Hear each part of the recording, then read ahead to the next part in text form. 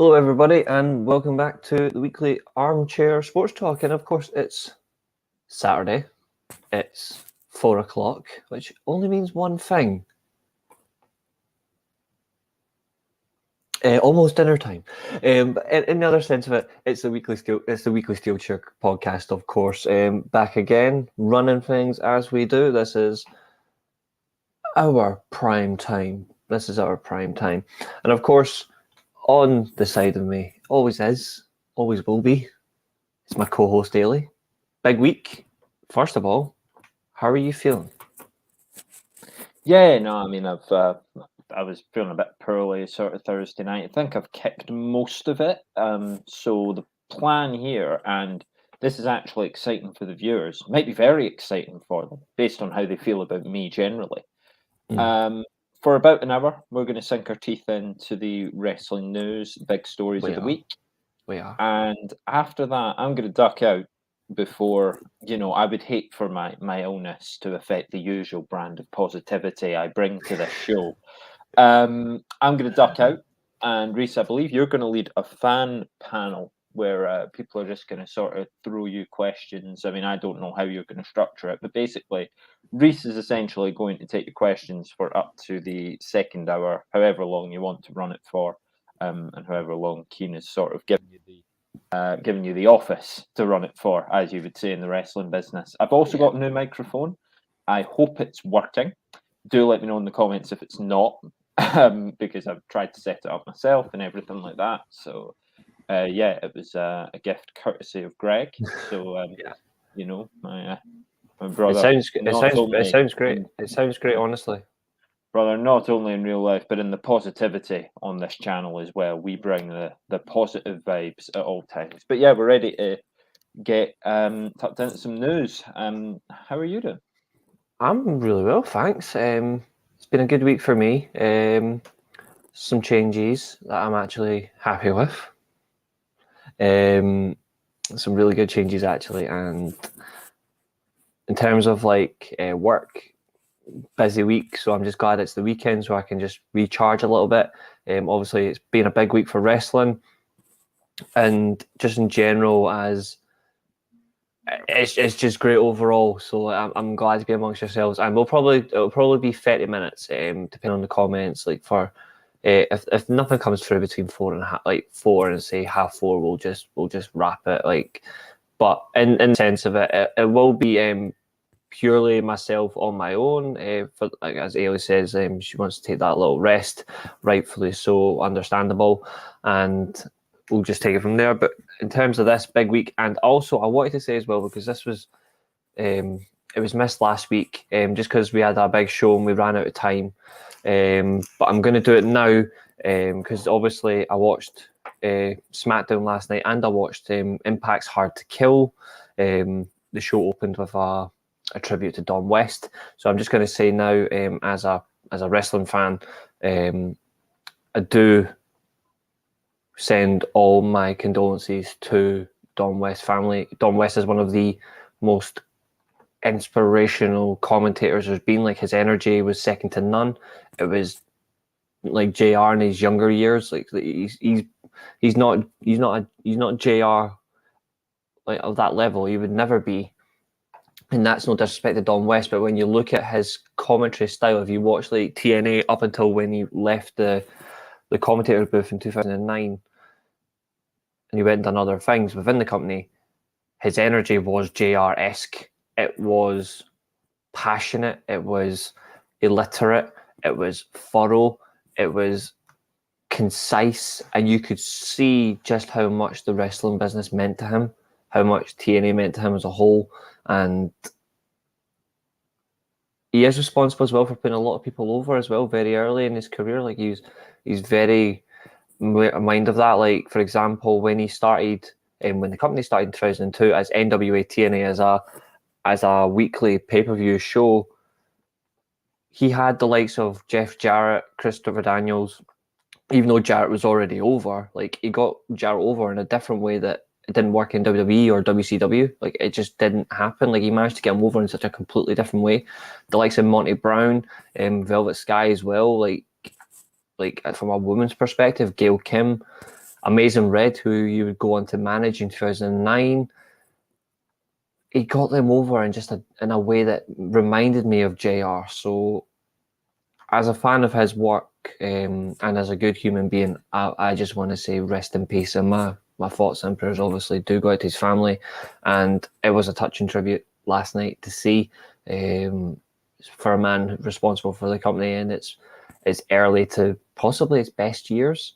I mean, it's getting back there, but TNA's best run was all the way up till like 2009, like where it really was key. So yeah, I just thought I would do that now, especially because we ran out of time last week, and I was really disappointed in myself that I didn't get to do it. But that was on me. That's all right. It was this a week. big week, obviously impacted the tribute this week, and obviously just echo your sentiments, thoughts, and condolences to the family and the friends and everyone affected, and all the Impact fans as well, of course, all the TNA fans who, that's part of their childhood. I mean, think the Jim Ross analogy is great because, of course, Jim Ross, veteran commentator, Don West was a veteran commentator over on that side. So it's, in a way, fans who didn't know him, just imagine Jim Ross, but on that company. It was sort of that level. So yeah, absolutely.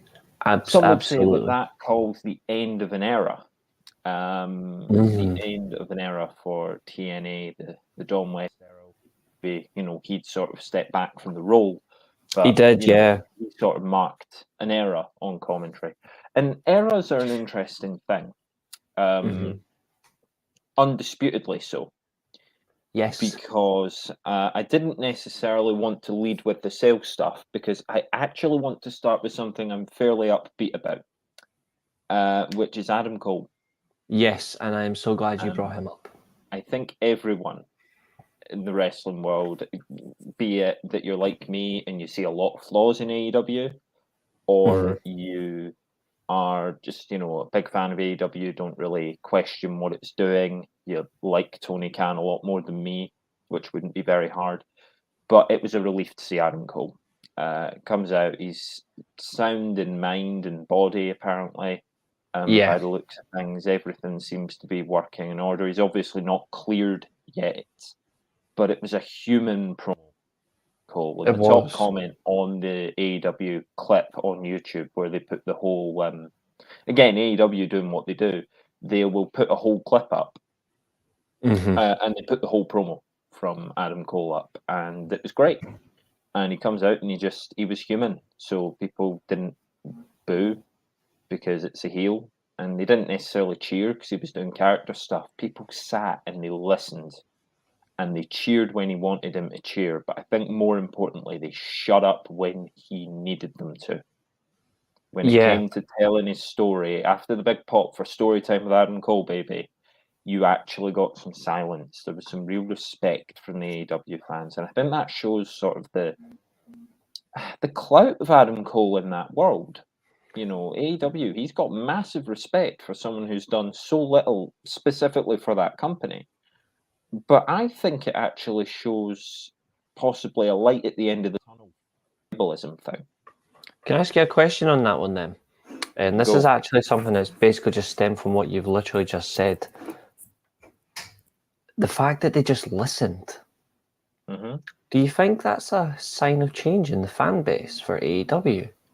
This is what I'm wondering. I'm wondering if the just because what you're saying is stemmed from a point of view. Everything joins together like a puzzle, and I think the centerpiece of that is Vince McMahon and selling WWE and not. And I think we're possibly seeing a light at the end of this tribalism tunnel. I think we're possibly starting to see wrestling fans just be wrestling fans. AEW don't necessarily have to crow about being the best anymore or having the best. Because they don't need to keep bringing up WWE. They don't need to keep going, we're better than the other place. I think MJF's still going to do it for heat. I don't think there's much of a problem if other people do it for heat. But it was everything. It was faces, and it was heels, and it was commentators, and it was Tony. Everyone was bringing them up. And the fact that those fans, they welcomed in, But then, if you removed all the AEW branding from that promo, it could have taken place on NXT. It could have taken place on Raw. It could have taken place on SmackDown. It could have taken place in Ring of Honor, where Adam Cole sort of had his other heyday.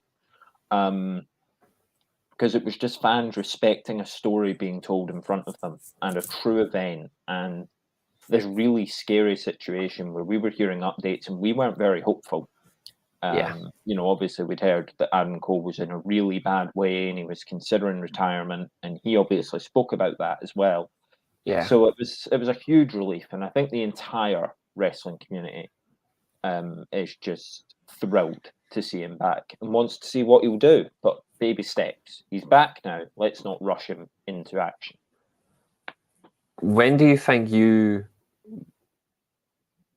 I'll ask this as a two-part question. When would you ideally like to see him back in the ring, and when would you want to see him back in the ring? And with who?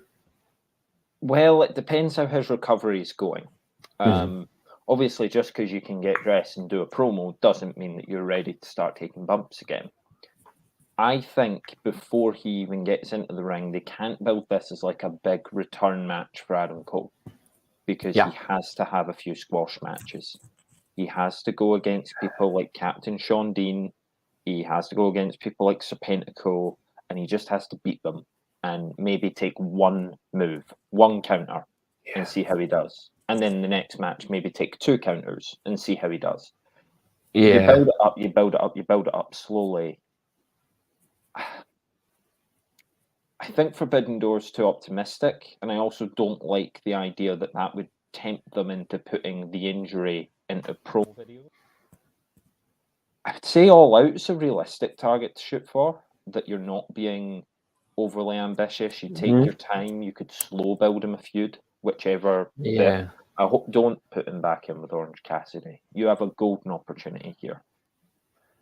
I think the smartest thing to do, I don't know what you think about this, but I'm purely just thinking about safety at the minute. And I'm thinking, like, he will want to do something at all costs. Like, it's what he's all about.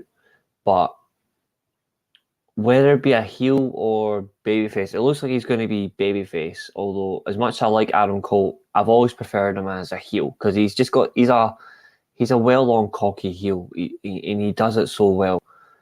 I'm thinking purely safety will work, and who would actually be a good opponent for him. And first opponent, in my mind, I was thinking either Ricky Starks, or I was thinking, I was thinking Jungle Boy again.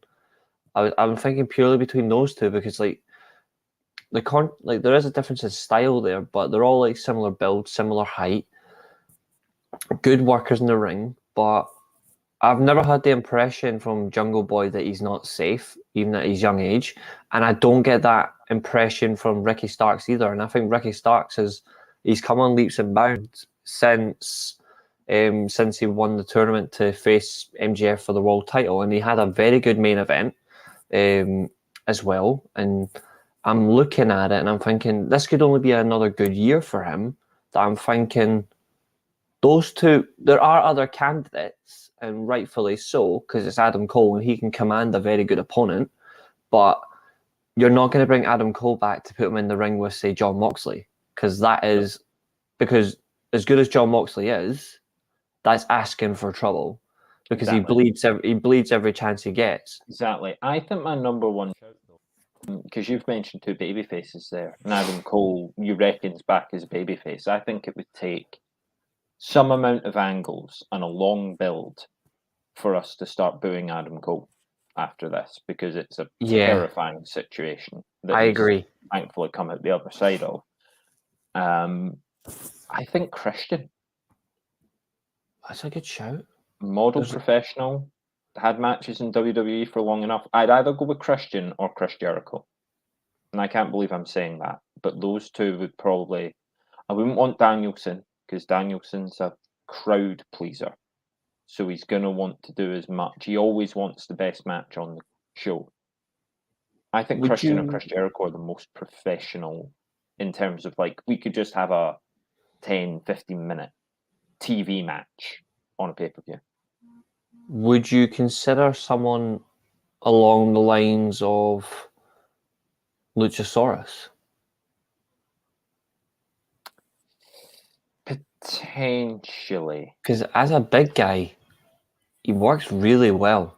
I think he's really underrated. dodgy. I know, that's the only thing. If one of those catches him in the wrong place, you've got a nightmare scenario. You've got bring up Goldberg. Willie's comment, we're definitely going to talk about Impact. We're currently not even talking about WWE though, but we will have to address the sale.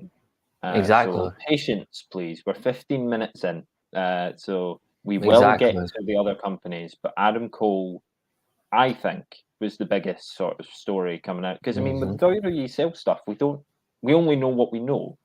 Exactly. So we're not going to be on that long. We're not going to be on that long. Adam Cole's a matter of fact. He's back. What can we see happening for him? Luchasaurus's kicks scare me because I think one of those him in the wrong place. It's like a thrust kick. It's like what Damian Priest hits, but a little more snug from Luchasaurus. I'm not sure I'd be so comfortable with that. But Christian or Chris Jericho or even Castagnoli, a mat wrestler. Yeah, I think Danielson goes too much for the pops. I wouldn't be comfortable with him, told things, headbutts, knees to the head.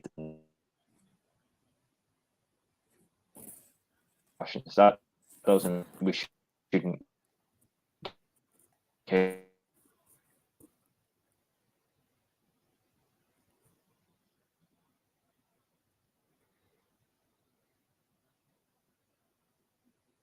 Yeah. Yeah, I think that works. Don't know. I think that's a possibility.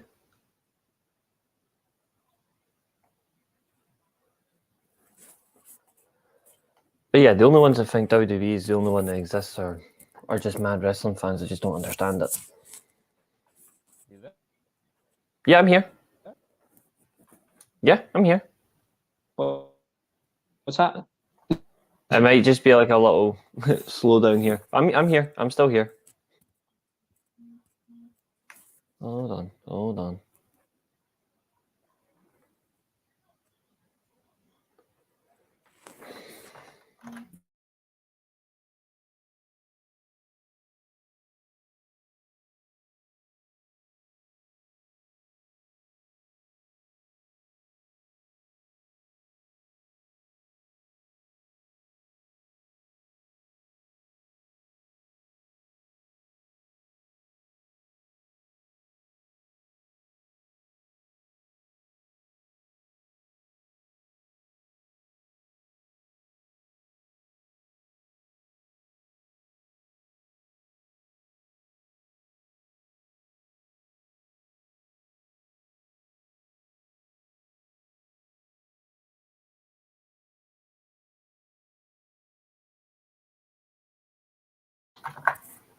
Might have just been my connection now. Yeah, all right. I wasn't sure if it was my connection or yours. I don't know. The whole thing just like one of those days. Did anyone hear anything for that time, or are we going to have to cut something out? Anyway, yeah. So Adam Cole, I think there's a lot of good opponents for him, but I think they just have to be careful, take their time. Yeah, so do I. And as I was saying there as well, it's like we covered WWE first because, in the sense of it, is like even though we started with Adam Cole, we covered WWE first because there's a reason why. It's the biggest one. It's the biggest one. Yeah, but we don't just exclusively speak about WWE. Yeah, go to any channel that does wrestling news. WWE or AEW's top story. And if you're going to pull up an example like Cultaholic had a news video today by AEW, and it's talking about a man on Hard to Kill last night. And if you didn't see it, maybe I won't blow the cover on it yet. But the Cultaholic video, it's a story about Impact as well as AEW, but it's titled AEW Star Released. So everyone knows what gets the most attention because they are the bigger companies.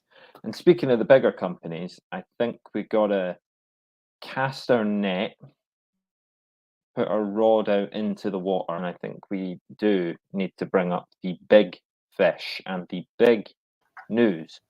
Because this was a roller coaster, wasn't it, Reece? We went from it was sold to no, it's not, to yes, it is. to maybe the WWE now meeting people, and then Stephanie left. Yeah, What a week. this is really becoming a strange cycle, and it's actually harming, whether you think it or not, it's harming the product immediately. And it's harming it in the sense that, yes, Vince has no creative involvement at all. That's been confirmed. But with his influence, that can easily change if he wanted it to.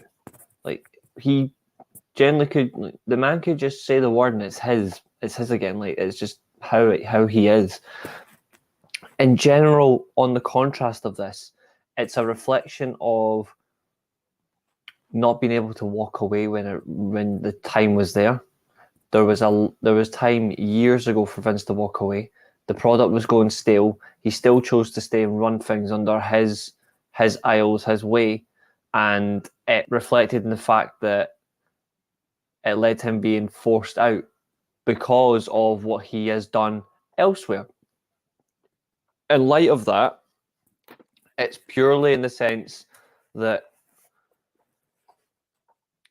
behind the scenes is just as big as what you see on screen, and it's clear that repetition on shows stems from Vince's ideology, and it really is alarming. And I just want to say, Yeti Boy, I would laugh at this. It would be so funny because they could do it. It would be so funny. It wouldn't be funny though, and I'm sorry to jump in and be the party pooper, blame the illness, or say it's who I always have been and will be. Tony Khan buying WWE kills the wrestling business. Now, that The wrestling sounds like business just goes something to that anyway. But it sounds like, one of those things. It'd be like in your National 5 or your GCSE English. Like, discuss. Tony Khan buying WWE will kill the wrestling business. Discuss. AEW started up in 2019. Whispers of it were in 2018. And the idea was there's only one game in town. There shouldn't be only one game in town. There has to be something else. There has to be an alternative. AEW shows up. They're the alternative. Some people like it. Some people hate it. Some people see the good and the bad. It creates this tribalist war between AEW and NXT. WWE move NXT to go direct head-to-head and on the USA Network against AEW running on TNT. They don't really so much go back and forth. I think NXT won 2 episodes, maybe 3, on the ratings war, which AEW would always bring up, and WWE didn't really care about the ratings war. They NXT in the way as an obstacle. But you get past that, and NXT's gone the way that it's gone, and AEW's gone the way that they've gone, and Triple H has taken over, and I think the whole AEW thing has taken a back seat. I think Triple H keeps an eye, but I don't think he's concerned. I think he's just, we're doing our own thing. I believe what he said to Ariel Helwani back in August, September, when he was talking about Clash, and he was asked that question. But the part everyone's missing when they go, it'd be so funny if Tony Khan buys WWE, is the guy that created the alternative to WWE would then buy WWE, defeating the purpose of the thing he set up. And not only that, he would kill his own company. Because if given the choice, Reece, are you going to brand everything with AEW, this name that's been around for 3 years, coming on to its 4th, but 3 years at the moment, has limited mainstream appeal, has a few names people recognise. Obviously, the Punk return was huge, Danielson's huge, Jericho's huge, but on the whole, people don't really know them. They're not watched by nearly enough people, and they don't have the legacy of being watched by nearly as many people as were watching Raw in the Attitude Era, or even before that, early 90s, late 80s TV, and then even before that, sort of the promotions that Vince McMahon hoovered up. Yes. Are you going to go with AEW's name, or are you going to go with the name that has WrestleMania attached to it, Royal Rumble attached to it, SummerSlam attached to it, The Rock, Stone Cold, John Cena, Hulk Hogan, Undertaker? Tony Khan would kill his own company. You'd still go for legacy, 100%. The reason I find it funny is the fact that it is an actual possibility, and it would seriously create alarm bells. Like, it would seriously create alarm bells. I don't want him to do it. I just find the humor in that reason. See, I'm going all full self architect mode. That's why I'm wearing one glove. I wonder what you were doing with that. Was it is this fiend thing or what you did? It's full architecture. But you know what I mean? Like, it's the sense that, like, it is an alarming possibility, but there is still slight humor there. But what I don't want to happen is that I do not want him to buy it, and I don't think he will. I certainly do not want Saudi Arabia to buy it, because that will really kill possibilities. I think the one thing it does kill is getting rid of Vince, and it kills the idea of more shows being held over here. I actually think it does that, because all the mainstream stuff that you could have had here, like a potential, like a WrestleMania, or having SummerSlam over here for the second time, or future Clash shows, or the fact that we're getting Money in the Bank in July, all of that will be US, the odd show in Canada, and then back to Saudi. It kills it. Yeah. Well, speaking of Saudi Arabia, obviously, we're talking right now about how evil Tony Khan buying this would be and how terrible it would be. Was it Sunday night? It wasn't long after the Steelchair. I mean, I know that I broke our usual format and I sent you a message possibly on Monday, maybe Tuesday, where I said, so Saudi as it is, because apparently it was a done deal. An interesting comment there, Yeti Boy, but I think, as I always said, it's not karma, though, because it does kill AEW. There is no way, no chance that Tony Khan bins the name AEW, bins the name WWE to keep AEW. Because all those sponsors would go, oh, so this worldwide brand that we had now just killed it, and our fans and our, shareholders don't know what your company is. And that's the truth of it, and I'm sorry. But look at the sponsorship deals. Look at the difference in them. Look at the production difference when you see like WWE do these sponsored deals. And I know it was mocked, okay? But for example, let's look at the Red Notice thing with the egg. Now, people hated it. I hated it from the wrestling standpoint. It was stupid. Why are we making Survivor Series all about an egg? Yes. But that was a Netflix movie. So Netflix agreed to do it. And sure, they have the link with The Rock, but they have the link with The Rock.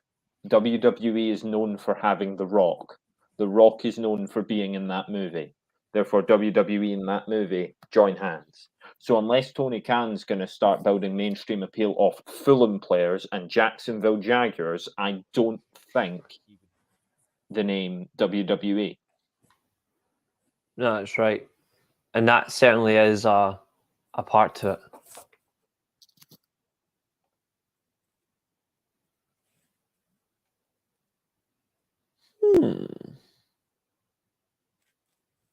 Is he now? That's all I'm going to say on that one. Look him up, honestly. Look him up. Is that bad? Yeah. Is it bad that I don't know who he is? It's perspective. Just WWE, just swap the rosters and have WWE Dynamite instead. Again, Raw's coming up on 30 years. You don't bin Raw for Dynamite. Not a chance. It's just like if... And then you go, well, WWE binned Nitro. Yeah, Nitro wasn't that old. 6 years, Nitro.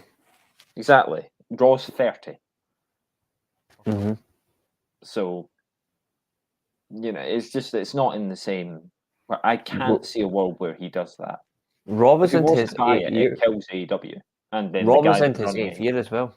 Raw was into his 8th year as well when Nitro concluded its 8th year. That really says all. This up. Dave Mark. But in terms of the, and this is pure in the sense, but in terms of where wrestling is going now, prospective owners really are going to consistently determine future. sales are big. The fact that Rain Group are involved as well is shown it's going to be at a big premium price. I know that for myself, so I was concerned what the Rain Group are involved in at the minute.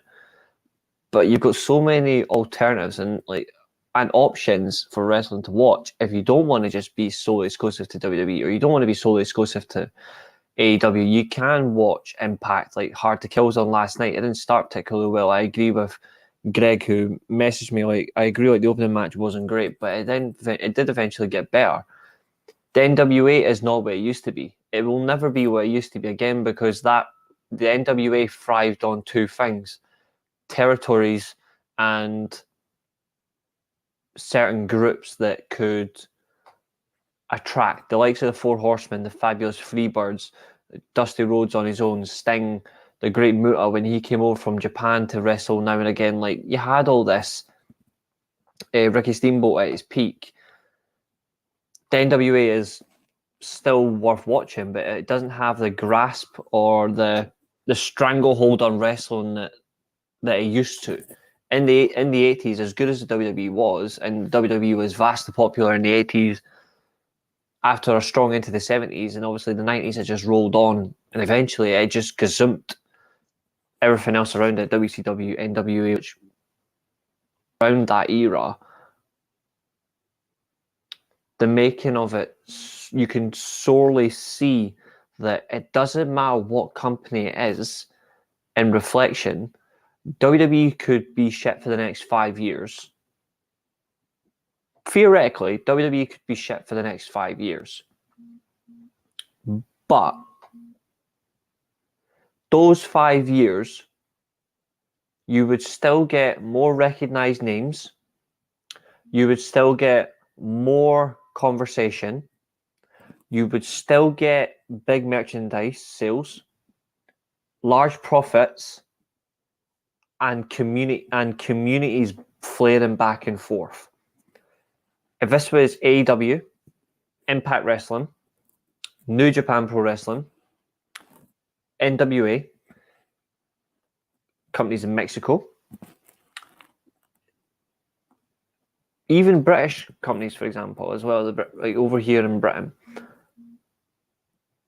if they had the same period, 5 years, where they were all collectively shit, they would either drop ratings astronomically year on year, no profits, talent would jump ship, and companies would die. They would die. Yeah.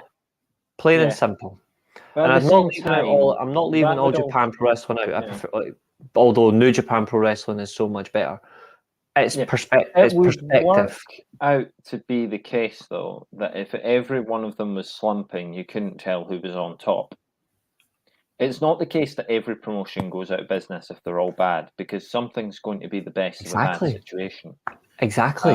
And at the end of the day, and sorry if this makes me like a WWE mark, they're usually going to be the default option, because regardless of their booking, if every company had really, really, really, really bad booking, WWE would still be the most watched because of legacy and production cost. Exactly. And also diverse talent pool. Yeah. Well, AEW has one of those as well, but maybe a more notorious, diverse talent pool. Probably. And it's both good. It's both a good thing and it's also a bad thing. That's the ilk of it, and that's unfortunately what the wrestling business is about. The notoriety literally will determine your success. That's not just wrestling. That's business. Yeah, exactly. It's not just about money. You're the one who's been doing it the longest. You're the name. McDonald's don't make the best burger in the world, but they still probably make more than anyone else. They make more money than anyone else selling them. Mm-hmm. They're not the best. It's not like Chef Ramsay's in the back of McDonald's making the absolute best burger around. Mm-hmm. But it's the most well-known one. and they're everywhere. WWE Exactly. is everywhere. AEW is getting to that point, but they're not. They're barely scratching the surface of the mainstream appeal. And Willie, you're not wrong. Like, I'm not arguing on that one. They do have diverse talent, but when you it's think also about diverse and well known. Every company has diverse talent, just about, except for maybe I don't know what I've seen of CZW. It doesn't seem very diverse. It seems just like idiots who want to hit each other with light tubes. But I haven't seen. Maybe I'm missing the storytelling. This is another big thing as well, and this is true. I could name 30, 40, maybe 50 from WWE. I could name about 20, 30 from Impact. I could name about 10, 15 from the NWA, 20 from AEW, and several from Japan. And it's not because I watch WWE more. It's because if you actually look at each company, they've all got their faults. They've all got their strengths. WWE's biggest strength, like gazumps every other company, is timing. When you look at talent pool, the one for WWE for the past couple of years, and I will say this because they did really get this wrong, and it really was getting on my nerves. And now, stupidly, AEW have actually done this exact same mistake. And I think you'll agree with me on this one. It's always the same people. Yes, I sort of knew that was what you were going to say. Yeah, they've learned from that mistake. And you can see from that as more people are getting more opportunity, whether you want that or not. But the one good thing from it as well is because WWE made this mistake first, they would then learn from that mistake. But if you're a new company or a company that's been around for a certain period of time, yes, you're going to make that mistake, but you shouldn't be making that mistake so quickly. You shouldn't be. AEW made that mistake within a year? Impact Wrestling made that mistake within 2 years. A mix of EVPs having power and Tony Khan having friends. Yeah, which is wrong. Who were the EVPs? So it was just, we like this guy. Put him over.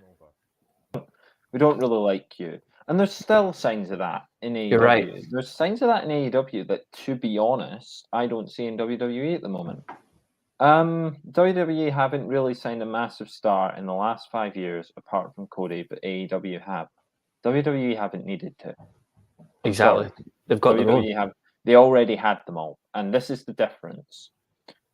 Who, and I honestly mean this, who have AEW built? I think I asked you this at some point last year on the program.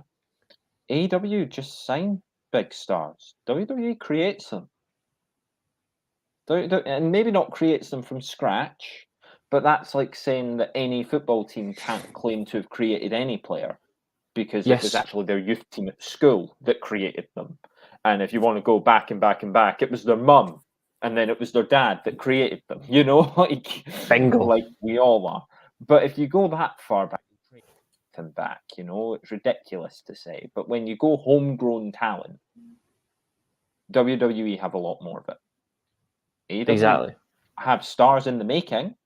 They need to stop with this pillars thing before they actually prove that they are. I hate that they were sort of anointed pillars, and they've always been anointed the pillars, and they've not really. NJF is now obviously doing something. The rest were sort of kicked to the curb for a bit. Exactly, you know? and that's the problem. About. The fire's gone out. WWE don't do that when they believe in someone. There's a reason Austin Theory's still in the picture. There's a reason why Roman Reigns has been fired over and down our throats. But there's also a reason why Seth Rollins is on top. You're not telling me that NXT or FCW made Seth Rollins, are you? Come on. We all know who made Seth Rollins. Exactly. The man himself in the WWE. In Ring of Honor. But Ring of Honor, yeah, but he was established, but he wasn't like household, but he was still established. But there's a lot to it. There's so much to it.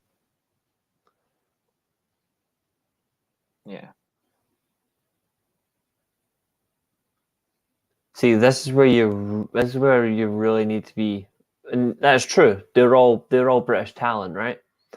And I've raved about Nick Aldis on here before. I really want to see him at the Royal Rumble, and I do think he's going to be at the Rumble. But when you look at it, the only ones that generally know his name is like myself as an Impact fan when he was Brutus Magnus before he before he changed it to just Magnus. Doug Williams is a fantastic British talent, also big in Impact Wrestling. Harry Smith, great. When he was in WWE though, and this is a fact, when he was in WWE teaming as the Hart Dynasty, he was god awful. He was completely awful. Exactly, and you can't let it all just be legacy and family. We can't have this nepotism in any company in wrestling, you know? At least Hook has something about him. There's potential. He's not god awful. Yeah. Some people really like him. Growing on him, I think he still needs to do a lot more. I like him. People saying Hook should beat MJF for the world title. I don't. No. No. Like, that's just no. Not But for that's me. the thing. People see that and they fire him over. But, you know, Yeah. people like Charlotte Flair, they have a job because they're good at it. Unfortunately. They do, you know. Like, Charlotte Flair is a good wrestler. We don't like her, but she is good in the ring. She has good matches. Yeah. But, you know, she sort of got the opportunity of her dad, kept the opportunity because of her dad and because of her family. She's kept the opportunity because she's very, very good. Mm-hmm. And the thing is, with Harry Smith, he wasn't very, very good. He just had the name. He has, well and truly though, since then, in the past 5-6 years, he has come on leaps and bounds. I will give him his plaudits for that. Yeah, no, But absolutely. What we're talking about, Hart Dynasty, he was bad. And the thing about Doug Williams, the only time I'd heard Doug Williams was he was in a Wrestle Crate one time when I used to get it. He was one of the signed pictures. Yeah. And it's the sort of guy where I looked him up. And look, I'm sorry if that makes me less of a wrestling fan and not as dialed in as a wrestling fan. I don't have all day to go and search for a match that was held in front of 300 people in a bar or a match that was held in front of 500 people in a school gym. I'm sorry if that's elitist. I'm going to watch the wrestling that is most available to me. And that is WWE, major New Japan shows, AEW, and the odd Impact show. And the only good available. And the good thing about the only thing about Doug Williams that is actually good is his body of work, but he will never be on the level of McGuinness. He will never be on his level. He'll never be on that. He'll never be on that level. Yeah, they were, but to be fair, anybody these days could be a champion in NWA. They've disgraced themselves by making a man who used to be called the Funkasaurus their world champion. I love NWA, but that for me is just sums up how much they've fallen as a company when you make a lump of crap like Tyrus world champion. The man can't move, the man can't talk, the man can't work, and for fuck's sake, the man ruins a title. And he has a show on Fox. He does. Which should pretty much disqualify him anyway. So we can all agree on that. He is. Yeah, he is. But he's NWA world champion, and I'd like to know. I'd love to know the prestige. I'd love to know the reason why they made him world champion. It's because like when Jinder Mahal won the WWE championship. Everyone's just like, well, that makes everyone who had it before, it drops them a little bit because you're like, oh well, this title that was so treasured is now held by Jinder Mahal, a glorified jobber that we've pushed because he's going off because like we're trying to get into the Indian market. Yeah. But speaking of, that's true. He is good at swallowing food whole. He does do that. Yeah. Segue here. Speaking of garbage, sorry to do this, Reece, but before I go, I want to sink my teeth into what I saw last night. All right. Hard to kill. Go on. I wish it wasn't. I wish it was easy to kill. This opening match was disgusting. And I don't mean, oh, wow, I've never seen bodies do that before. I mean, this was a disgrace. This was a disgrace to AJ Styles and Samoa Joe and Kurt Angle and Jeff Jarrett and Sting and a sober Jeff Hardy and Bobby Roode and Eric Young and I probably missed some amazing names. James Storm. Frankie Kazarian, Christopher Daniels at his peak. Christopher Daniels. This Suicide. Was an absolute mockery. And it was a mockery of Josh Alexander's ability as well. Since I've climbed on the soapbox to bury a match, I would go back to Halloween Havoc, where NXT delightfully dropped that bomb on us. It was awful. But I think this is going to be my worst match of 2023. I was calling it at the end of the match. I turned to Greg, we were watching it together, and I just went, that's my worst match of the year. Because even if another company does a match exactly like that, the production's going to be better and the people in the match are going to be better. And I don't mean, because Josh Alexander couldn't do much, he was cable tied to a rope. Boy. I buried the lead on that one when we were talking about the Cultaholic video being titled AEW Star Released. That's who they were talking about. I do think now, before we come back to you, Eilidh, I do think now, he didn't do it beforehand. He immediately cashed in his opportunity to face Alexander for the world title and he got beat. He should have held the X Division title longer. I do think now, and I do stand by it, as much as I love Josh Alexander, I think he's one of the best world champions, one of the best wrestlers in the business.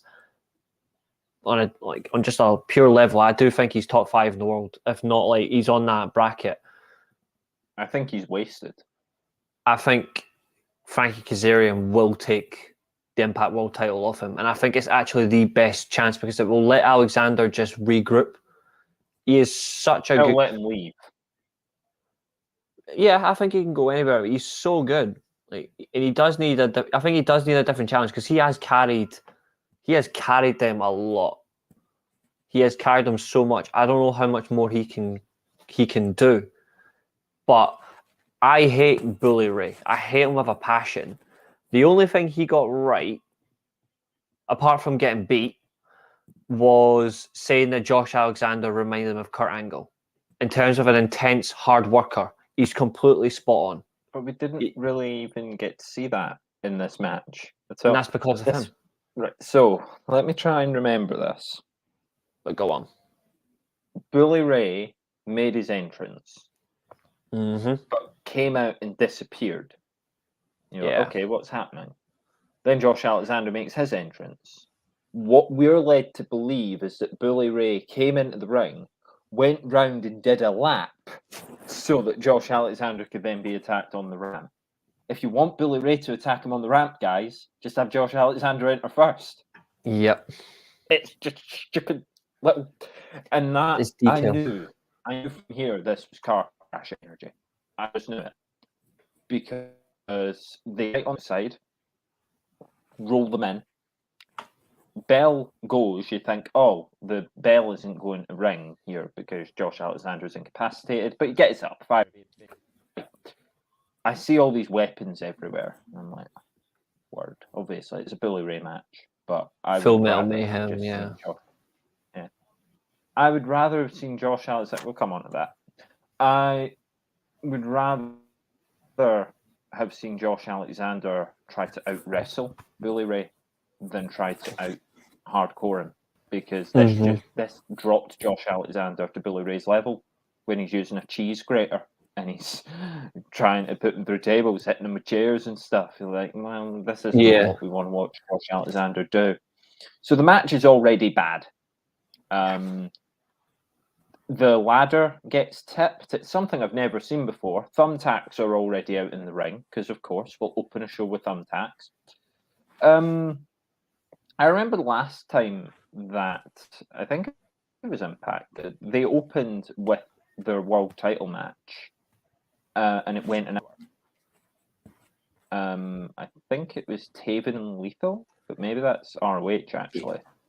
They've done it for quite a few times, and it's actually getting quite insulting to the Raw title. So we were thinking, oh, it's opening the show. My mind goes, oh, this could go an hour. But then I see all the weapons. I know it's not going to. So anyway, thumbtacks are out, shoved over, things like that. They're doing stupid spots that you could get two guys in off the street and just do them. Exactly. Then it gets deplorable. Then this match goes to a new level, sinks to a new low. I was begging for Orange Cassidy. Josh Alexander gets cable tied to the ropes. Defenseless. Who are the two? Skylar and I heard Hodge or Hutch. I don't know who he is. Yeah, Skylar and Hutch, yeah.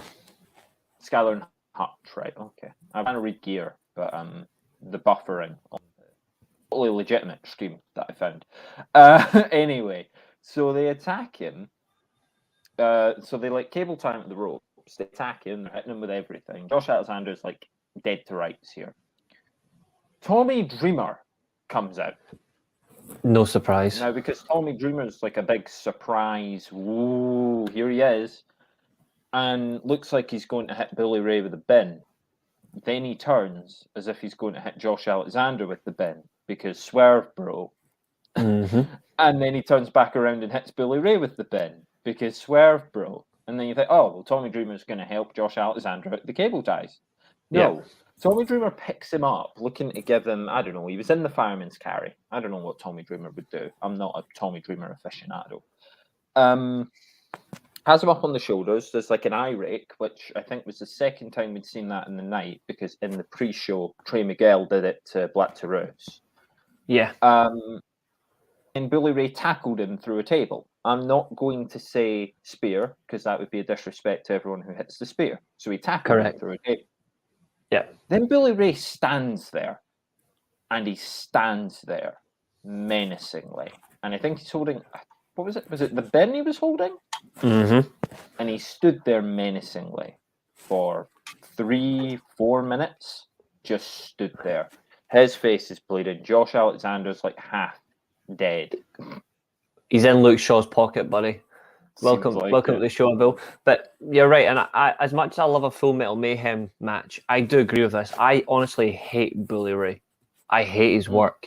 And well, his work was fantastic in this match because he went ahead and stood still for 4 minutes. I just hate him. There was no other chaos. At that point, if you're going to do an angle like this, have a reason why Bully Ray isn't doing anything. Undercard of the Impact locker room empty out because they don't want to see Josh Alexander be brutalized like that. Then you could have Skylar and Hutch play King of the Hill and keep them out. And Bully Ray sort of stood there like, I'm going to do it. But then, like, you know, that's the distraction. No, Bully Ray, this grown man who is of a hefty disposition, stands still. And what we don't see, because it doesn't cut, or at least it buffered, maybe it did, is Josh Alexander's wife's coming down. Bully Ray has a good 2 minutes. And there was a moment like this on SmackDown where Sheamus had the chair over his neck. It was a couple of weeks ago. Solo Sikoa could have incapacitated Sheamus the same way he did Matt Riddle. Yeah. But Drew McIntyre came down. But Solo Sikoa still had 30 seconds. So if he really wanted to injure Sheamus, he would have just done it. It's stagey, it's horrible. This was the worst example of it I've ever seen. Exactly. Because Jen comes in. So Bully Ray still stands there. And Jen's trying to beg him off. And he's still just stood there with a lid. Or like with a bin. And he's just stood there. He's just an idiot, man. Another 2-3 minutes. Just stood there looking brain dead. Josh Alexander can't do anything. He's cable tied. And Jen's just standing there watching Bully Ray stand there. I know. And then Bully Ray says this immortal phrase, "Give me your wedding ring." I don't know anymore. And obviously the whole thing, you could see it coming because Jen's down on her knees and Bully Ray's over the top. And then bang, the Brock Lesnar special straight to the... Not yet. I absolutely died laughing. Unbelievable. But after the in the stains. Jen hits a sliced bread, so this wrestling match, just That's about. right. And then frees Josh Alexander, who gets the win. Yeah. It's weird. This was horrible, Reece. As an Impact Wrestling fan, I will say, and a professional wrestling fan, I will tell you, I was genuinely raging. And Yeti Boy is actually spot on. Yes, Greg mentioned that to me. So I mentioned the Solo Sikoa one, and I said it's a pet peeve when you've still got a minute, but because someone's making their entrance, you have to stop moving. There's another one as well. Actually, you can use as an example, but it's not actually a match; it's a post-match brawl. Taker versus Lesnar build up to SummerSlam 2015. So obviously he returns at Taker returned, low blowed Lesnar, and then he done the tombstone. That was Battleground, so he helped Rollins retain the title. And then obviously the following night on Raw, same thing happens again. Build up to SummerSlam though, you see the changes, and then it's so obviously Taker's intimidating Heyman, Lesnar comes out, and then as obviously the referees come out to stop it, you then see the Raw superstars coming out, and it's the guy from. It's not Connor, it's the other one. Victor. Aye. He's in the ring for about 30 seconds and he's like on like one knee, like he's like it's like watching Ricochet do an entrance when he's down like on one knee and then he's up and he's looking. Yeah, he's like that for about 30 seconds. He's like that for 30 seconds because he doesn't know what to do, so he waits for everyone else to get in the ring with him. He's just like, Yeah, I hate it. And yeah, the Lesnar one is especially stupid because and again, another moment where I was just like, people are like, where does this hatred of Brock Lesnar come from? As people try to be the sort of wrestling therapist for me. exactly. That was one of the major ones because I was a huge fan of Mustafa Ali, and he is such missed potential. He is. He just is. I mean, when you have a minority babyface like that, in the sense of sort of his heritage, obviously, I'm not meaning it in a horrible way, of course. Yes. But, you have to look at Rey Mysterio as well for the Hispanic community. When you have these babyfaces from these marginalized communities, fire them over. There's a reason the Kofi story worked so well. It's because you don't do it that often. You have to go back to the Triple H and Booker T promo. People like you don't get to be champion. There's a reason it sticks so well. And to throw that away, they could have made a new main event star at Mustafa. But Vince's short-sightedness put Brock Lesnar back on top. And we'll never know if Brock Lesnar got to book that for himself. I hold the opinion that Brock Lesnar booked that for himself. Yeah. But I obviously can't say. Was that the same year where he was supposed to be in the Elimination Chamber, got replaced by Kofi? Might have been before that. So that was 2019, the Elimination Chamber thing. It was 2019, yeah, because it was during the. It was the same year, yeah, because it was because Brock and Seth ended up being the feud. Kofi should have been champion before, but one mistake made it. Yeah, absolutely. But there's a reason these stories stick so well. And the man I quote every week, Jim Cornette, he said, when you have your ethnic minority babyface, you can't have them get beat. You have to fire them top because that's how they get over. You have to overcome obstacles. Mustafa Ali didn't overcome a single obstacle. Brock Lesnar came down, he had 30 seconds to grab the briefcase. But Vince McMahon tells him, no, Brock's winning. So you're just going to stand at the top of the ladder and wait for him. And unfortunately, it does happen. So ridiculous. It would have even been better if Mustafa Ali had grabbed the case, Brock goes up, F5s, pushes the ladder down, picks up Ali, F5s him, hits him with the case, leaves it on top of him. If they were to then do a follow-up match where Brock Lesnar beat Mustafa Ali for the Money in the Bank briefcase, that would have got more heat with Brock Lesnar. But Mustafa Ali would have had an out. he would have had this sort of I won the match. And instead, it was like the Dolph Ziggler, it should be me thing. And then he disappeared and became a hacker. And he's probably going to leave. Yeah, I completely agree with you. And it's because of that it just stemmed from the wrestling business alone. Obviously, that match was by far the worst one on the night. And I say this as an Impact fan, I was actually glad it was the opener and not the main event. Although I'm not surprised that, again, Mickie James is now another title reign, which calls us the last rodeo. I'll retire when I keep losing. She ain't gonna keep losing at this stage. Then she'll probably just vacate and then just say, "Well, I'm done." And I'm like, "You're an 11-time world champion. You kept saying for a while you're just gonna retire. If you're gonna retire, just do it. Like, just go. Like, as great as you are. Like, obviously, I was annoyed seeing Deonna Purrazzo get beat, but that's personal. But seeing the only decision they actually got right last night was the Machine Guns retaining the tag titles. Like, because as good as that tag team division is, they are the best tag team they've got. They should still be champion. I don't think any other tag teams they're ready to take it on. I really like Austin and Bay to do it. I like them. I think they should do it in a singles match. I wouldn't have done it I thought Chris Bay was phenomenal. I really do like Chris Bay, but I really do like Ace Austin. When he sort of did like 90% of the elimination on the major players. I can't stand them. But he just took them on 2-on-1. It was so cool. I was like, yeah. God, and I was getting like vibes of he really would do so well on NXT. He would. Like, it would be fantastic. And obviously with Dragon Lee coming, you could have a really fun time in NXT. Yeah. That time in Saudi Arabia when Lesnar beat you. Yeah.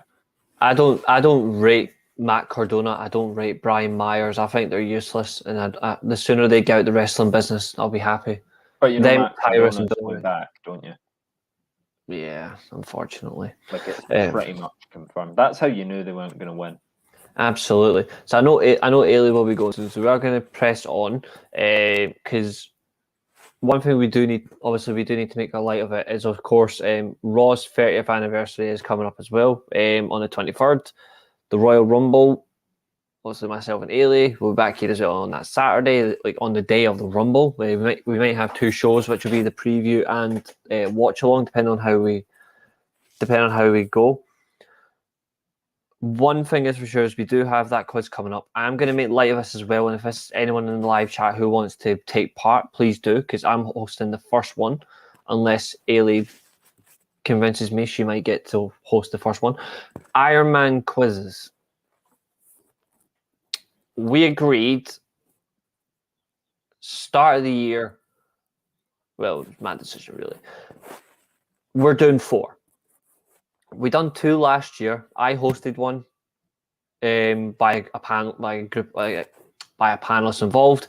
Eilidh hosted the first one. Just me alone versus the live chat. We are going to be doing it the same way as it ended in 2020, right at the very end. It's going to be panel group, one quiz master, topics of their choice. Obviously, it has to be wrestling, of course, but it's specifically topics they want, and general questions, and we'll see who wins with incentives. So William obviously won the quiz. He'll be against me on the preview show. He'll then get the watch along, and he will have to return as defending champion. That will be reflective all year. You just gave away that he's going to beat you. He won't. But he is defending champion of the Iron Man quizzes, so he has to be on it. Many exciting times ahead. Anyway, I hope I've been able to brighten up your opinions a little bit by ranting about how rubbish Bully Ray is. You've been great. I think most of all, all we've got to say is that we're all very happy that Adam Cole, baby. Absolutely. He is. Absolutely. Brighter times ahead. I agree with that. For AEW and for, well, if Impact can save themselves. Anyway, Reece, I will leave you to lead the fan panel. Yep. Before you go, Before you go, I just wanted you to reflect on one comment because obviously we were going to touch back on it. This was obviously mentioned earlier on by Willie, so I just want to get your opinion of it. Because you did say you wanted to touch up on it, and it was this one. Yes, okay. Before you go. Right. 60 seconds, you can start the clock. Okay, I think there is an element of that, but I also think that they're getting better. I think that WWE wouldn't degrade their women wrestlers so much. All their female wrestlers were actually any good. The problem is that when you talk about degrading wrestlers, you're degrading people like Dana Brooke, you're degrading people who don't really have a grade to begin with.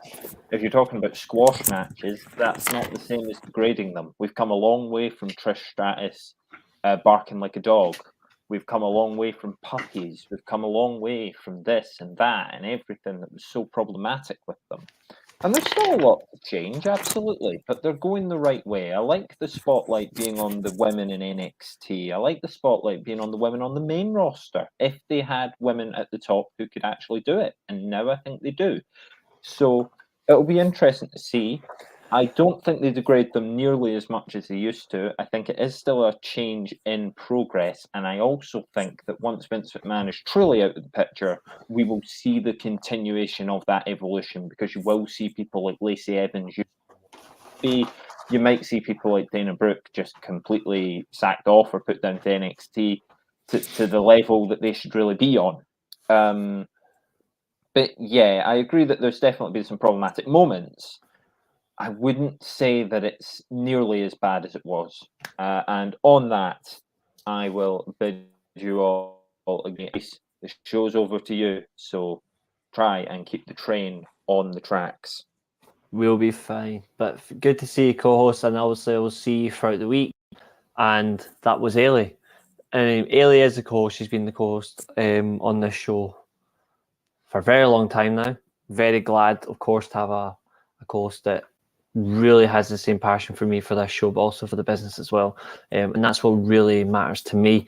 And taking things onwards. And we're going to be here for about another 20, 30 minutes. It's going to be myself. And purely it's questions from you guys, anything you want to talk about, anything you're looking forward to, you want me to discuss. Gloves are off. But bring your comments in. And I do agree with this. I think it dried up after the attitude era, and then it got better once they got 4 horsewomen on TV. Yeah, they had someone to build around, and you just need to have that. If you can have a stem of talent to build around, it will drive people on. There were some women in that period after the Attitude Era who generally could work. The problem is they were still seen relatively as sex symbols and 2-minute matches, because it's just to allow people to go for a quick piss, or because it was just to dial the show down. When you look at some of the caliber of women they had, the likes of Lita, Trish Stratus, Mickie James, even though I've said I think she needs to retire, Victoria, Maurice, Eva Marie, not Eva Marie, sorry, because even though she had the look, actually, she could have been better if she actually put more effort in. Maybe Tori Wilson, Eve Torres. You look at them: Eve Torres, Victoria, Lita, Trish Stratus, Mickie James, Maurice. They were all women that could actually physically work, but they were in the wrong era. If they had been 5-6 years younger, and I say that in the greatest respect, even though Mickie James has been absolutely amazing the past couple of years. If they had been 5-6 years younger, and then Michelle McCool, if they'd been 5 or 6 years younger, they would have been so much better in this era, because it translated to their work. There's a body of time. That really is a focal point for me. And AEW has been brilliant this year. If they keep up this momentum, then it'll be the best year. Yeah, absolutely. I completely agree. With you. Abu comes in with a question. He says, who should enter the WWE Hall of Fame and who should headline it?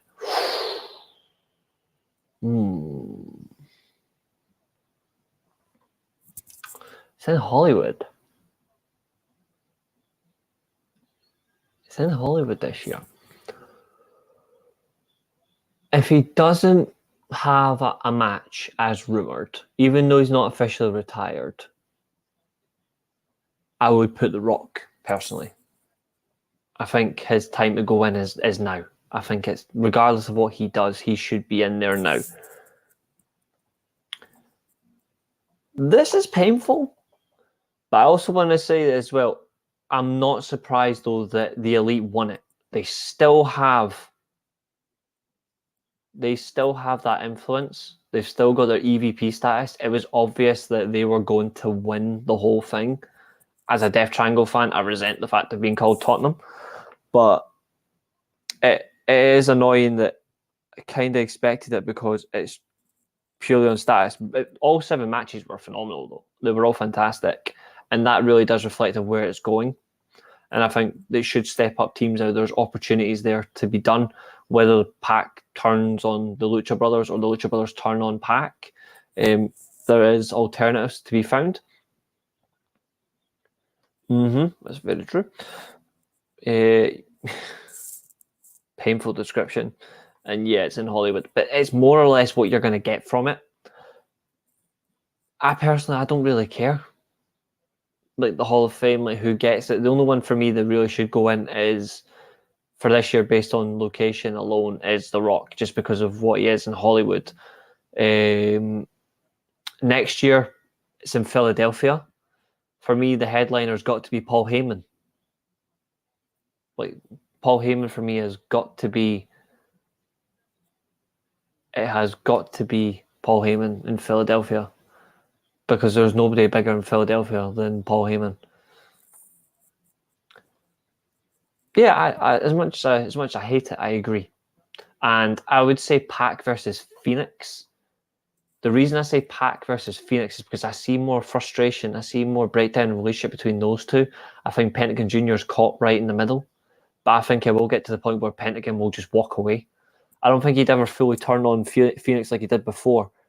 But I think it's at the point now where he just wants to be on his own as a masked lucha libre. Like, he is. They're both just as good as Pentagon Jr. I just think Pentagon is the best out of the 3, but they're all great in their own separate ways. I think the way they work a body of a match, like Pac's got such great in-ring psychology. Phoenix, he's got a very interesting style. It's high risk. It's death-defying, but it's not as gymnastic-based as people refer to it now. But Pentagon Jr. is such a really all-round talent. I don't think he gets enough comment about how well he actually is as a mat wrestler. For example, I watch a lot of his matches down in Mexico. Like, his previous matches, they were absolutely amazing. And the likes of Vampiro, before it went to like the extreme sense of it, it was just a standard match. It was so good. Just so good. Like how well he worked.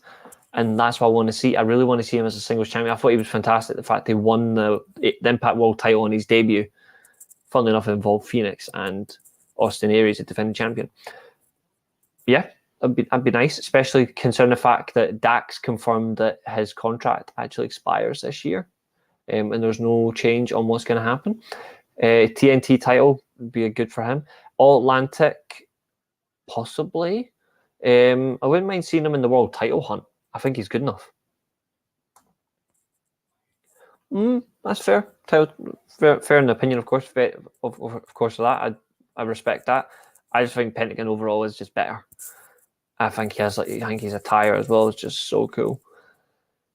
Yeah, I'm glad he's retired from injury. I don't want to see him in a main event straight away. I agree with what Eilidh said earlier on about when we discussed Adam Cole right at the very beginning. Purely that for him, it should be about timing and when's the best person to get in the ring with. I agreed when she said not Bryan Danielson, even though he's that good. It's clear that Adam Cole shouldn't be in a crowd-pleasing situation. I think Eilidh's spot on. It should be somebody the likes of Ricky Starks, who has elevated himself, but is also very safe. He's extremely safe. I love wrestling in Mexico.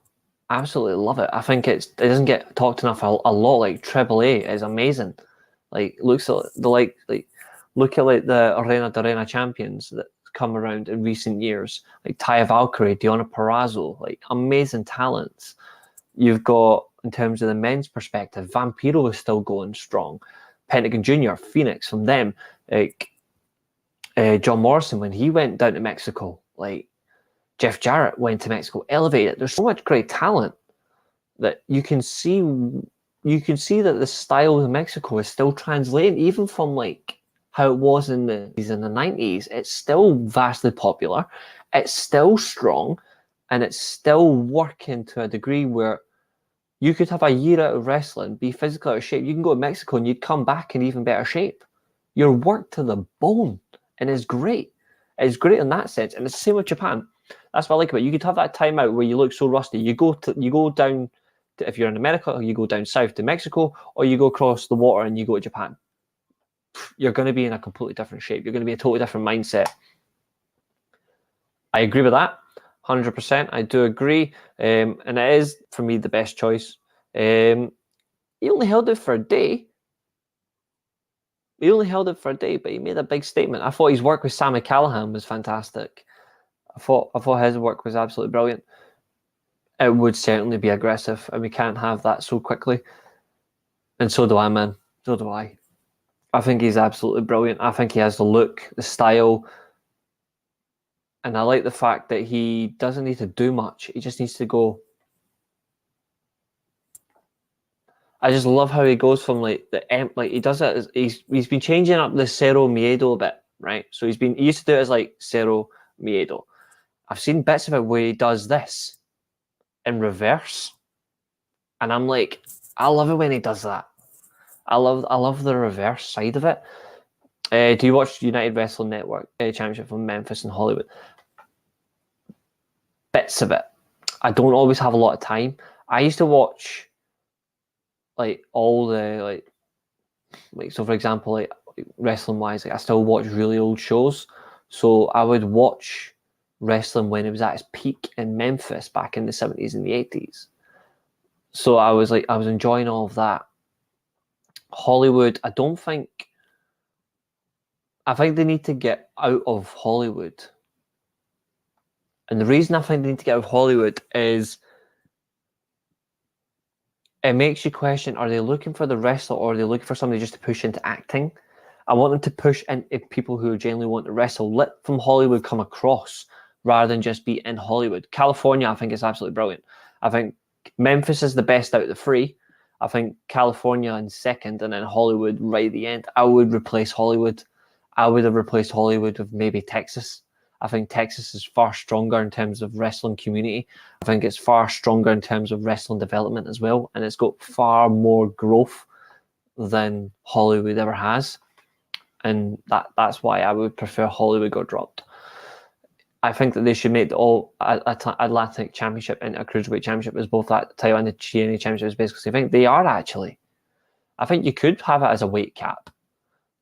Could they do it though? I don't know, but it would certainly be interesting. I wouldn't mind that. Do you think it'd be a wise decision for Tony Khan to purchase WWE? No. We spoke about it earlier on. I find it absolutely funny that they would at least register interest, just because of how things would go. It's just that humour. But in no way, shape, or form would I think it's the right decision. And Eilidh was completely spot on at the very beginning about just how much change would come from it. Like AEW would completely fall apart. And it's because of legacy. Like legacy translates a lot into business.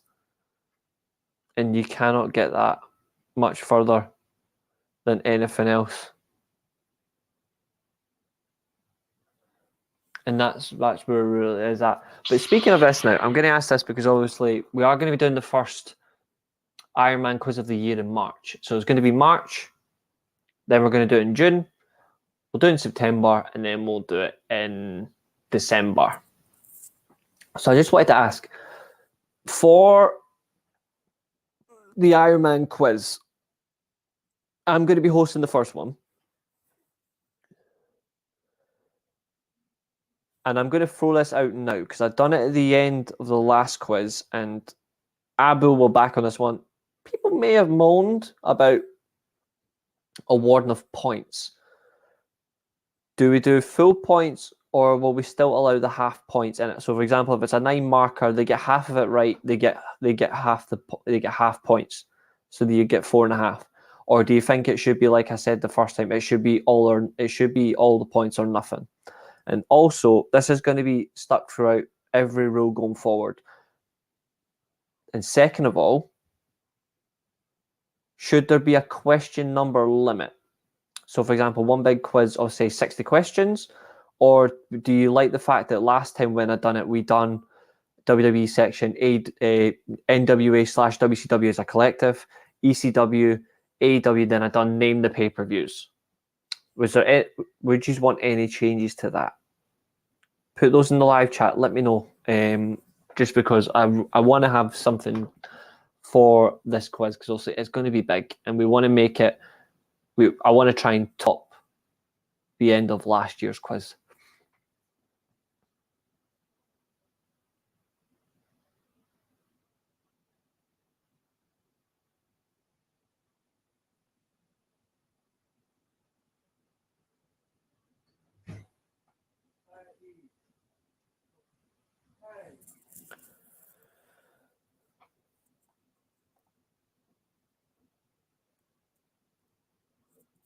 I'll note that. We'll do that going forward then.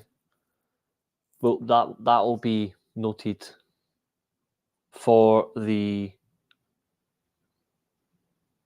going forward. We will do that then. All or nothing. Cheers, boys. Really do appreciate that. Yeah, I know they're still in business. I prefer New Japan. I think New Japan is far better than All Japan, but All Japan still has its talent. Kento Miyara is fantastic. I just prefer the work of New Japan. I think there's so much more to it, but you're not wrong on AJPW. You're not wrong. You're not wrong at all.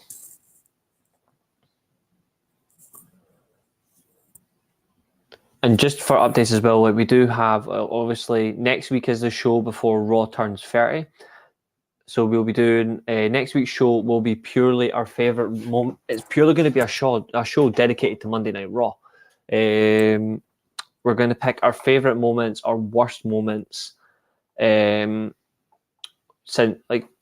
throughout, and then after that, the following week it will be the Royal Rumble preview show, and it will be me versus William as well in a quiz. We will do a watch along. If anyone wants to be on it, let me know, because you're more than welcome. If anyone obviously we do appreciate everyone that does watch the shows as well. We like the likes of Willie, Abu, Yeti, Diggins, Billy, obviously Ailey, my co-host, Sharv, who isn't here, but always appreciate him being involved. Like everyone's involvement, I really do appreciate. Make it as much fun as we can. The one thing I really do like is making these shows fun and involved for everybody. I do care to everybody. Like I listen to people in the live chat. Ailey listens to people in the live chat. Like the one thing we do is make sure that we can give you something to enjoy. But whilst we're at it, I'm just going to do one thing, and I think this is for everybody. It's just a reflection of what this, what the show means, and that's when you look at wrestling podcasts, right? I know full well, and I'm saying this now as an honest wrestler. I'm saying this now as an honest wrestling fan and as a podcaster and a content creator. I've been a wrestling fan since 1999. Same time I got into football, so I've been into wrestling since I was about 2 years old. My granddad got me into wrestling a very young age. My granddad was obviously big on like the wrestling scene in the UK, and he obviously watched WWE and he watched NWA from like the 70s and the 80s, and obviously my gran as well, like my mum. So it's literally, I'm a first generation wrestling fan. And when you look at that, it's like I've got so much passion for all my hobbies. I've got so much passion for art. I've got so much passion for writing. I've got so much passion for like gaming, podcasting. I've got so much passion for for wrestling that's why I'm doing this podcast. I can say this now in confidence that we will never have the level of, say, Cultaholic or Solo Monster or anything like that. And that's not mocking our show. Not the slightest. But what I believe we do really well is engagement. I think in terms of listening to everybody, we really do. I really do think that we cater to everybody and we give everybody an opportunity to speak about what they believe in, what they think about, what enjoys them, what motivates them, what they dislike. And I think we have so much back and forth where there hasn't been a single show since I've started this whole podcast where nobody's ever insulted anybody, no foul language, no verbal abuse, no attacks on me or a guest or co-host. It's been purely great back and forth. So much fun. And I genuinely think, unlike those other podcasts, which are great, and I watch them because I watch them because not only because I'm a wrestling fan, but I watch them to take, like, I don't copy them, but it helps my style grow. And that's what I like, especially as a host, whether I'm doing it on my own or I'm doing it with someone, is I like to feed back in the best way. And I just love the fact that I'm so motivated. And that's why I love doing this show. And I'm glad that this is, like, to say, look, this is my baby. This is mine. I have got full control over what happens on this show. And I just like the fact that I don't do the same thing every week. It's always different. And I've got great people that watch, great people that gives us ideas. And by God, it's the most fun I get. I absolutely enjoy it. And I will never stop. I'll never stop. Question from Yeti Boy. Question from yourself, buddy. What are your thoughts on MJF's reign so far? I think that all his promos since he won have been the same thing every week. Thank you. Thank you for that. That is a phenomenal question. I'm going to say this now. His promos are honestly carbon copy, and it's really irritable. I think MJF is brilliant on the mic. He's brilliant in the ring. Cocky heel. He has all that. But I don't think he has that direction going forward as a champion where he can change things up. I think he's stuck in a loop. And I think as good as his first title reign could be, I think he will, like many, regret it. And I think he'll learn from that. But I do agree, I honestly hate some of his promos. And I love the fact that Ricky starts shutting down because he had no response. He was out. Like, it just sums him up. Yeti Boy saying this is the only wrestling show that I watch. Most big channels don't seem to have the same passion. They seem to focus more on the bad and controversial stuff than the fun and enjoyable parts. I love the controversy, no denial. And there's a lot of negatives to bounce on. But I'm the same as you. I love the enjoying side. I love the enjoyable side of it. I love the fact that there's a lot of fun you can get from it, the engagement. But I just like the fact that we are not so one-sided. We're not one-sided, and I like that a lot. I've never had a lot of engagement from any podcast apart from this, especially when it's something I love. I will never, ever stop engaging with anybody. Even if you watch my, like, for example, like, Yeti Boy will back me up on this one because he watches my gaming stuff. It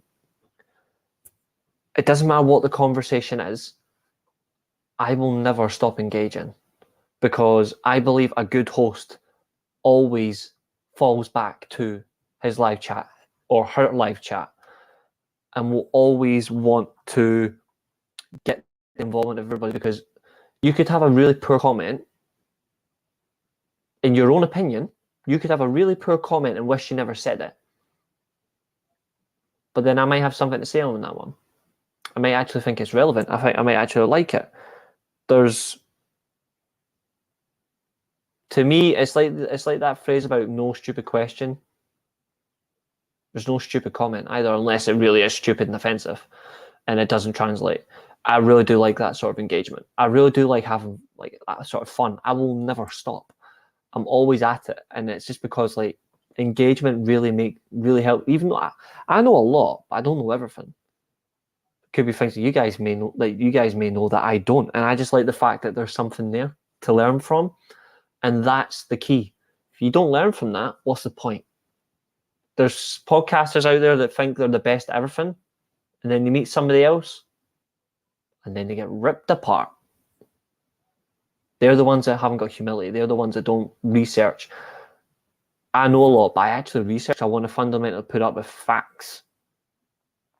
Like I actually want to get as much factual information, but also back up my own opinions rather than having formed opinions based on what people have said. I want to judge it on my own accord, but then bring it to everybody and have a laugh and have fun, but also get good conversations about it. And I think that's the best way to be. Abel, I think you all hate me, but I'm still not an MJF fan. That's all right. I hate Roman Reigns, but I still appreciate his body of work from a different promotion. In my opinion, they shouldn't have MJF on every week. Maybe they should have a manager represent them. Yeah, I know, but they lost that chance because William Regal went back to WWE. Says all, eh? Yeah, boy, I'm not a content creator, but what's the point of doing a stream but not engaging with your viewers? A lot of big creators do that. I don't know their motivation. I honestly don't know. Like, they think because they've got so many... This is what annoys me about content creators, and going off on a little tangent, but you know what? We're already at it. We may as well. A content creator should be appreciative of who actually watches their show. Numbers don't always mean everything. You could have one show where you have one viewer the whole way, and they're the only ones that talk, and you actually get more fun than having a show where, say, 600 people watch and nobody says a bloody word. I know which one I'd choose. I would have the one viewer every time. Today, we've had a maximum of, what, 5 or 6 people watching? 4 or 5 E's engaged. We get good conversation. And I do like the I love the back and forth. I would have one viewer over 600 that say nothing every time. I honestly would. I despise Roman Reigns, but he is doing great stuff and can't stand up. Yeah, I'm the same. I like how you also talk about comments, even though you don't share the same opinion. That's better than just ignoring them or banning them for not agreeing. That's what a stream should be about. Exactly. And I appreciate that. I'm always going to look at one person. I always read the comment first, and then I will look at it, and then I'll bring up on screen. But even if I can't bring up the comment at the time, I will at least quickly mention it, and I will say, well, this is what I think, this is what I believe in. But I respect people's opinion. I like the fact that people come on here and they're not afraid to make their opinion known, and they back it up. There's some people who just say something and they just disappear, and I'm like, you shouldn't have to. If you've got something that you feel strong about, say it. Because if there's one you're going to get from me, is you're going to get a conversation. I'm never going to take it, even if I disagree, because I've got my own point of view. I'm still going to get somebody else's point of view because I'm going to learn something. I'm going to learn their way of thinking. I'm going to learn what's in their mind, their processing. I'm probably going to get clipped on this entire rant. Well, I wouldn't even say a rant, this conversation. I would get clipped on this. But you know what? I'm okay with that because I've just got my own point of view. Everyone else got their point of view. I'm not the best content creator, but I'm probably one of the most engaging ones you'll ever come across because people have helped me get to where I am, and I help other people for where they want to get to. I appreciate others for how they appreciate myself for my body of work. I put a lot of time into these shows. Eilidh puts a lot of time into these shows. It's literally just how we work. And whether it be an hour show, hour and a half, a 3-hour quiz, a watch along, the one thing that's never going to change, who we are.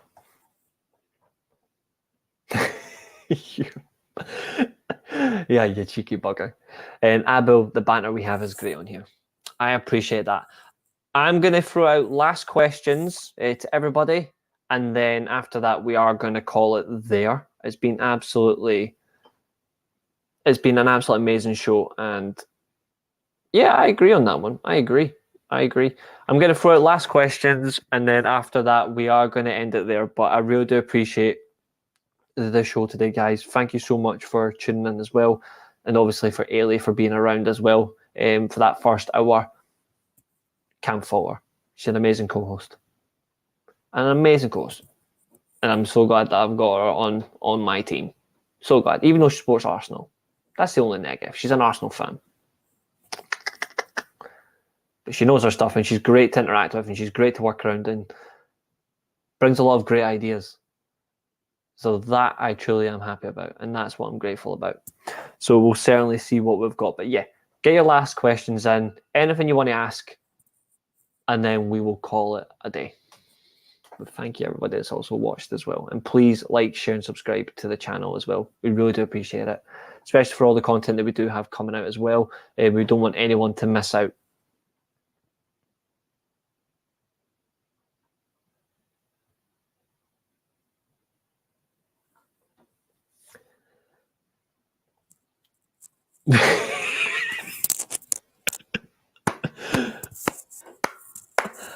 I know your pain as a Leicester fan, buddy. I know your pain. I mean, as a United fan, like, we were in that swamped hole for a long time, and it really was crap, but we're in such a good place right now.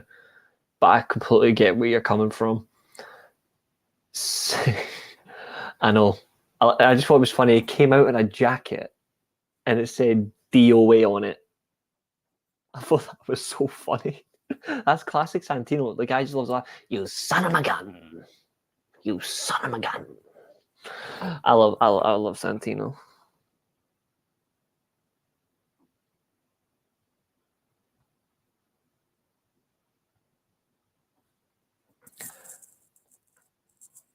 I saw that Hernandez scored an own goal. That's as much as I saw. Oh, never mind. Never mind. 2-0. Shit. Napoli fans will be happy right now. There's still time to come back, though. Although that scoreline really does worry me. I mean, no wonder you're getting beat. It's because of fucking Pabega playing because Tonali got suspended. No wonder Bakayoko's deal's getting cancelled. Lord almighty. But I'll end on that disappointment.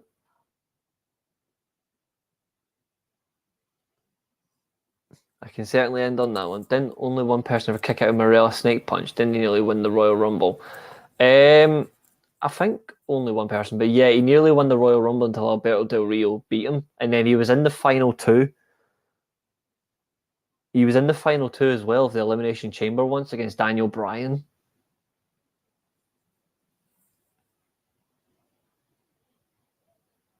All in the same year. If Morella had won that Rumble, I swear to God, I would have laughed my ass off. I swear to God, I would have laughed my ass off. Imagine Santino Morella in a WrestleMania World Title main event.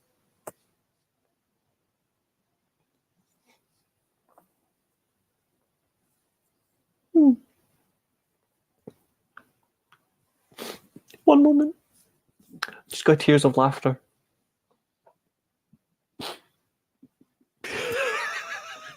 It really would have been. It would have been box office. It would have been box office. But no, I just want to say to everyone that has really watched today, and has been so involved today, thank you so much. We started the show bang on 4 o'clock. The first comment came in from Willie at 4:15, and Yeti Boy followed. And Adam was here as well. Like Abu, like, you guys have all been here the whole way, like near enough the whole way through. And that means so much to me. So much involvement, so many good comments, so many good questions, great back and forth, the banter. And because of that is why I will never stop doing this show. So thank you so much to everyone that has watched today. We will be back next Saturday to discuss the week. We will bring up as well the fact that Raw is turning 30. We will briefly recap Raw 30 on the Rumble preview show as well. But in the meantime, next week and the week after that is going to be a great one. It's okay. It's okay. No problem. No problem at all. We will be back same time next Saturday, 4 o'clock. But in the meantime, to everybody, thank you so much. Stay safe. Have a good weekend. And if there's anything else you want for over the next coming weeks, just message me. Just let me know. Anything you want to see added to the show, get them suggested. Because one thing I really want is that extra involvement, that extra engagement, because I really do want to make it as the most entertaining, best show you can get. And that, my friends, is true. It's cooking. See you later, everybody, and thank you all so much for watching the Weekly Steelchair.